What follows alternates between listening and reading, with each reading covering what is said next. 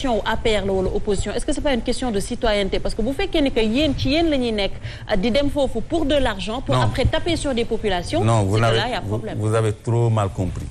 c'est-à-dire nekkuñu ci ñun di dem foofu ñoom dañu nekk foofu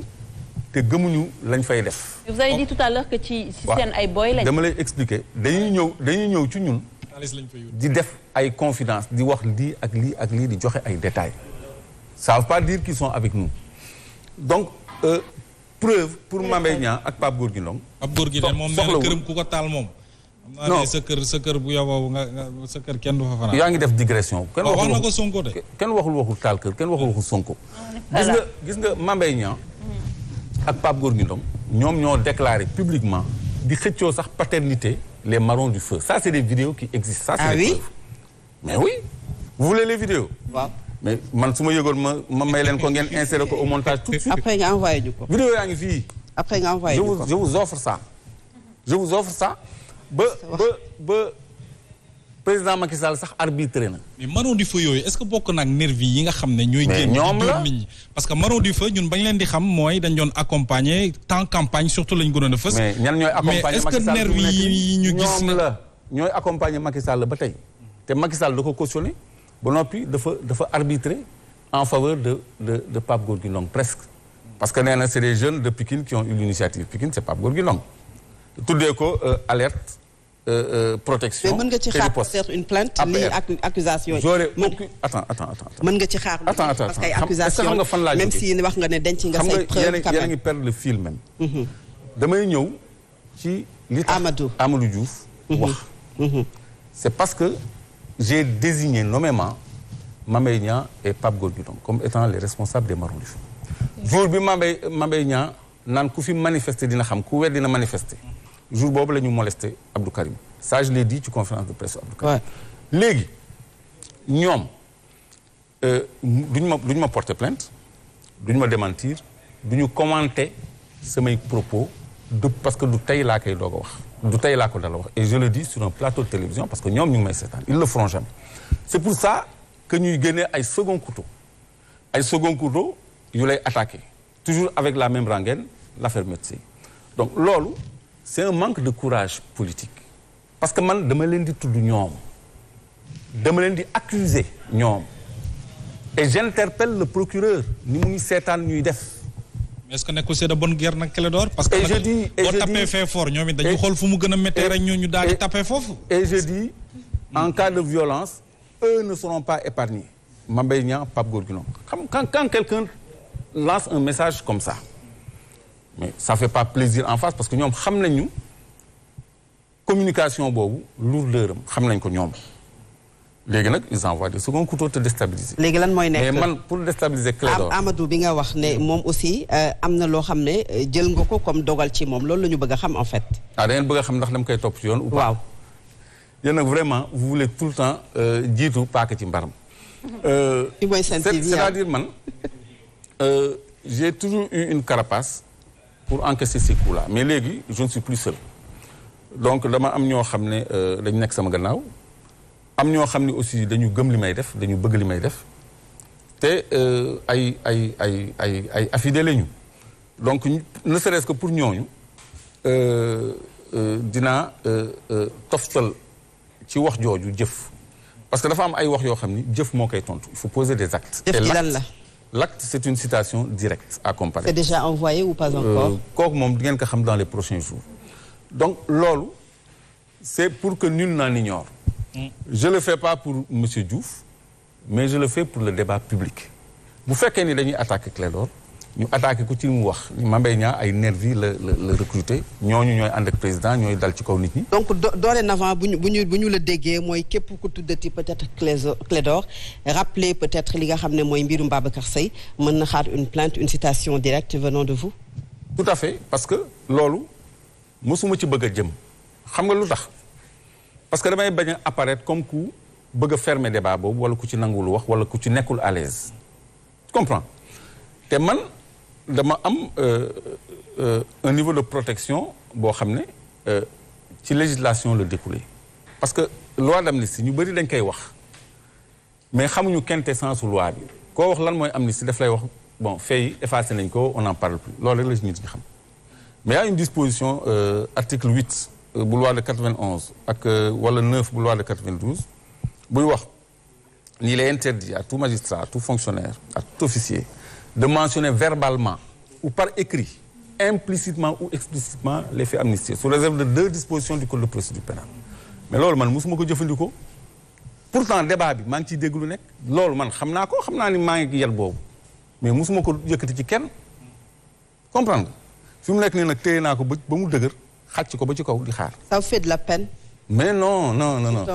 non bu ñu déggee peut-être. au contraire ça me rassure que je suis dans la bonne voie. C'est comme quand j'ai entendu un de vos confrères journalistes di misère ci li ñu demoon Touba xalif bi recevoir misère boobu mu doon exprimer mais on s'est dit mais tiens donc ça veut dire que ñun suñu audience bi am na impact connecté ba nit di ko naqarlu à ce point bay def une communication boo xam ni dafa def effet boomerang ci moom nit ñi yegg ko lu nekk nekkate ñun quelque part dans des salons il y a des gens que cette audience-là dérange donc de la même façon attaques yooyu c'est des attaques bassement crypto-personnelles. Donc ça vous atteint pas, ça ne vous a jamais atteint, mosul a atteindre quand on fait des attaques ou bien quand on vous regarde suñu lay xool di la xoolee peut-être mbiru Babacar Seye mosul a def dara par rapport ak ce vécu, par rapport ak tout ce que tu traverses? Non.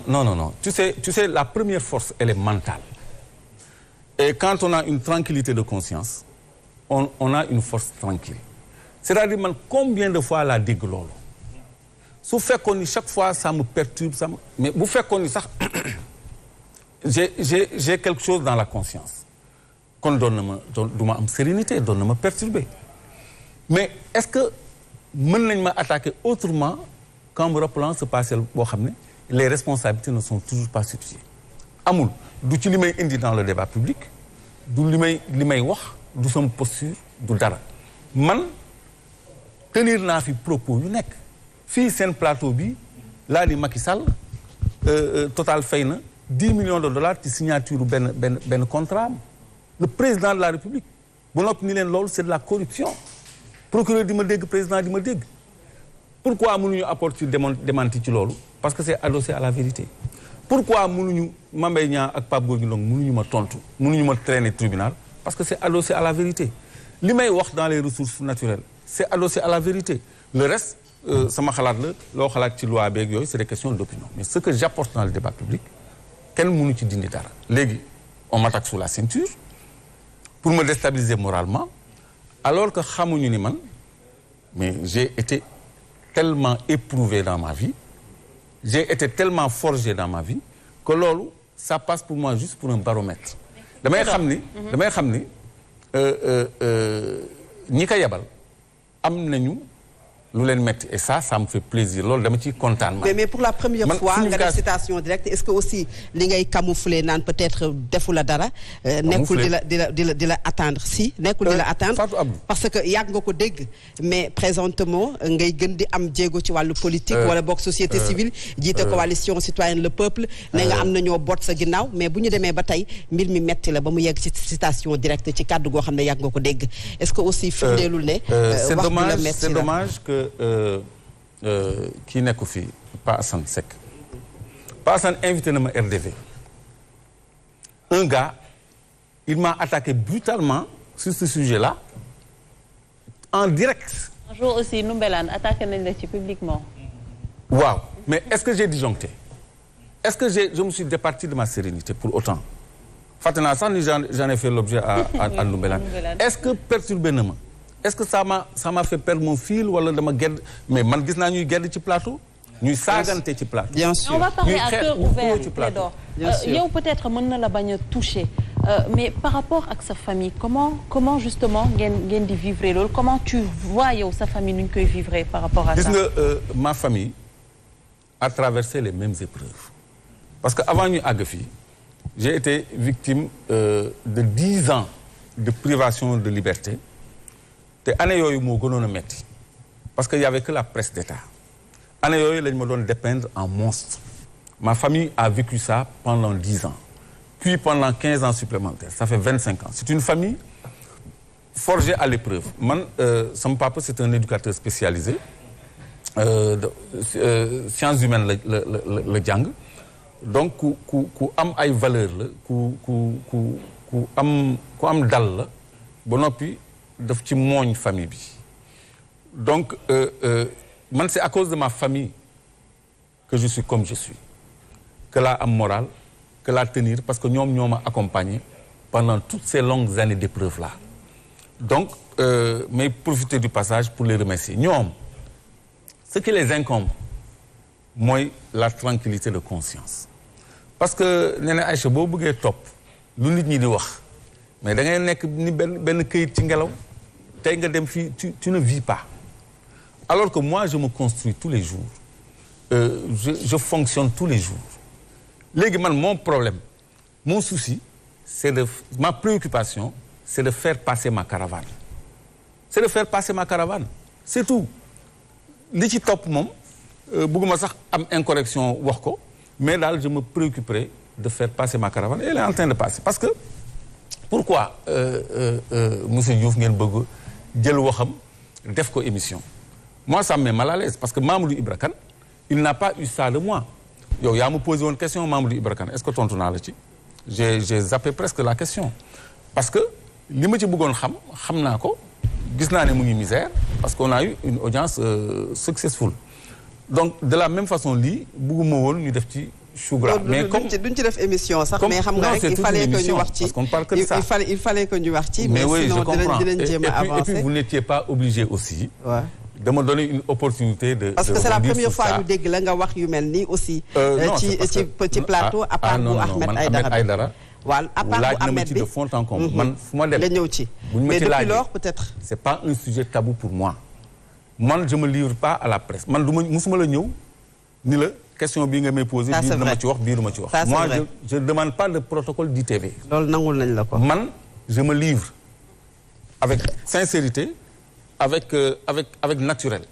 man sama bopp laay wone li ma doon laay génne am na lu ñu dégg ci yow yoo xam ne boog tey la ñu ko dégg même si wax nga ne waxoon nga ko ak Ahmed Aïdara mais peut-être duggaat nga ci ñëwaat nga ci li nga xamante ne mooy cette révélation faite par ki nga xam ne mooy Dame Mbodj et que nga indi ci leeral révélation la ci ñun parce que am na ñoo xamante ne xamuñu ko woon su fekkee rek mën nañu wax ci leneen jëm ci li nga xam ne moom mooy élection peut-être locales yi ñu ngi ci déjà tey am na waxtaan boo xam ne amoon na ci les acteurs mais mu am ñaari point